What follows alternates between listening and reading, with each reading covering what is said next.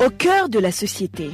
Au cœur de la société est une émission de tous les samedis, préparée en synergie par les radios Inzamba, Agateka Kawe, Radio RPA, Idjouya Nyagihugu, ainsi que la radio-télévision Renaissance. Bonjour madame, bonjour messieurs, c'est le moment du mini-magazine au cœur de la société. Le syndicat des enseignants et professionnels de l'éducation, CPEDUC, et le syndicat général du personnel professionnel de l'éducation du Burundi, CIGPBU, s'opposent aux retenues forcées de 500 francs burundais qui seraient effectuées par la COSESONA sur les salaires des enseignants. Ce montant sera destiné à assurer le bon fonctionnement de la COSESONA et les différentes assistances de solidarité. Que disent les lois et règlements sur l'adhésion et le retrait à la source sur un salaire d'un fonctionnaire de l'État? Les réponses, c'est dans ce mini-magazine au cœur de la société. À la présentation, Bertrand Guénakoulio, bienvenue.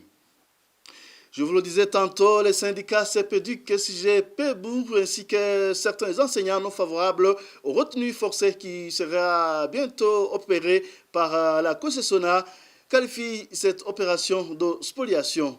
Écoutez certains d'entre eux, ils étaient au micro de Thierry Bigrindavi. Nous avons été choqués de constater en fait qu'on prévoit de percevoir encore 500. C'est-à-dire en fait la faute incombe à qui?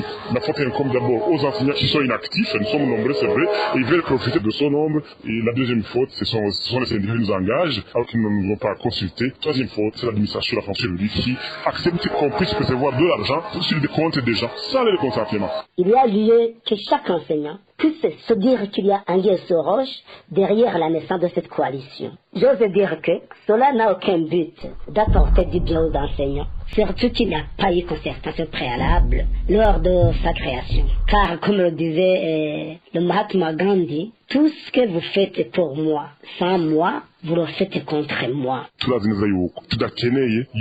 ne voulons pas qu'ils continuent à retirer de l'argent sur nos comptes, car nous ne leur avons pas donné de procuration. Ils ont d'abord retiré 4 000 francs, ensuite 5 000 francs, et nous n'avons pas réagi. Mais il faut qu'ils sachent qu'ils en seront responsables. Chaque mois, un montant de plus de 40 millions de francs burundais sera versé sur le compte de la COSESONA, n'est-ce pas Emmanuel Niyungeko?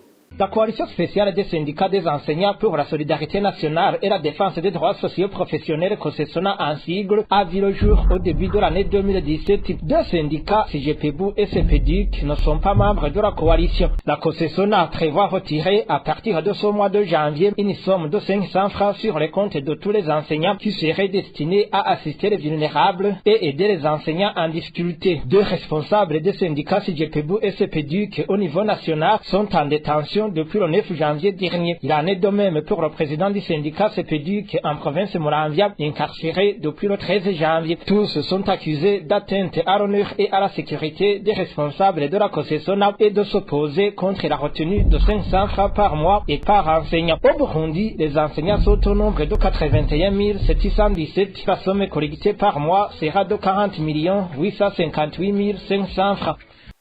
Jean Bosco Nijimbere fut membre du syndicat CONAPES. Quelle est la procédure normale pour l'adhésion d'un membre dans un syndicat ou dans une coalition de syndicats? L'adhésion à un syndicat ou bien à une association est volontaire mais pas obligatoire. Donc, aucun enseignant n'est obligé de participer, d'adhérer forcément à un syndicat. Mais si pour ceux qui ont déjà choisi d'adhérer à tel ou tel autre syndicat, ils donnent des contributions quand même pour assurer le fonctionnement de ces syndicats. Mais si les syndicats adoptent de créer une coalition, ce n'est pas les membres de ces syndicats qui devraient participer dans la contribution des frais de fonctionnement de cette coalition.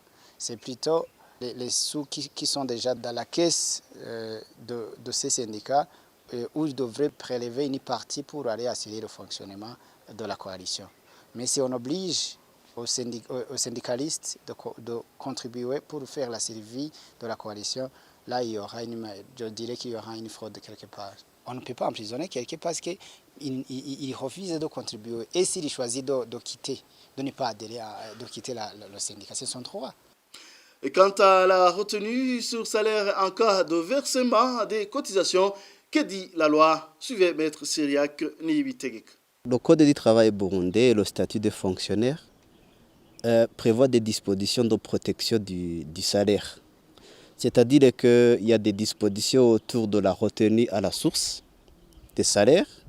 C'est-à-dire en fait que tout est retenu à la source et qui n'est pas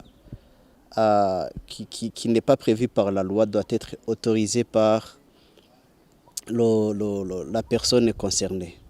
Donc il s'agit en fait d'un droit de propriété on ne peut pas y porter atteinte sans requérir l'autorisation expresse du titulaire du salaire.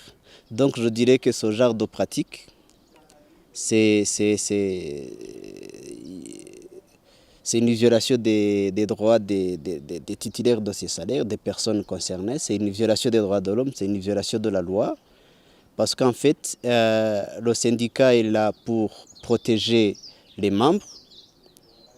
Il est surprenant en fait que ces syndicats, c'est en fait eux qui contribuent à porter atteinte aux droits des membres, alors qu'ils étaient censés les défendre.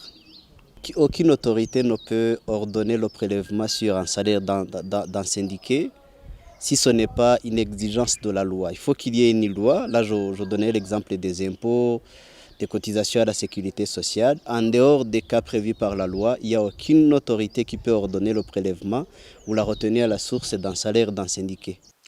Eh bien, par tous les moyens, des menaces allant même jusqu'à l'emprisonnement de ceux qui s'opposent à la contribution forcée pour la COSESONA.